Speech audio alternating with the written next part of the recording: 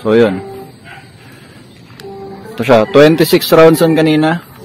Kung napansin nyo naman, medyo matagal, ang daming bala. O boss. Ayan. Sa loob ng box niya, yan nga yung kanyang owner's manual na may QR code na i-scan mo para ma-access mo yung manual niya. At tapos ang magazine niya, ang high capacity magazine niya. At eto na mismo yung unit. Yan o. Napakaganda. Ito'y halos parehas din naman ng mga naunang high capa na ipinakita ko sa inyo.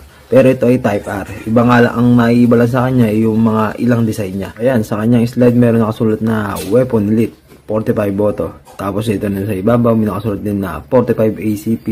Tapos sa may kanyang frame meron din nakasulat na 2011. Kasi nga 2011 design itong Type R o yung WE high capa 5.1. Tapos sa may kanyang magwell, may nakasulat na wet. Tapos ito naman yung napakagandang logo ng W sa may kanyang grip. Ayan, may nakasulat ng W.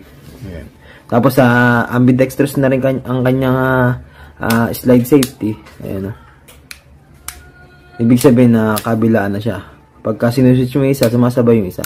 Kaya napaka left-handed friendly nito. Kung left-handed ka hindi ka mahirapan kasi nga ambidextrous na yung kanyang safety. Adjustable din ang kanyang rear sight, tapos kulay silver ang kanyang hammer, pati yung kanyang barrel ay kulay silver din. Tapos meron siyang railings dito sa ilalim, kaya pwede mo siya lagyan ng accessories tulad ng flashlight, tulad ng laser, kasi nga meron siyang railings.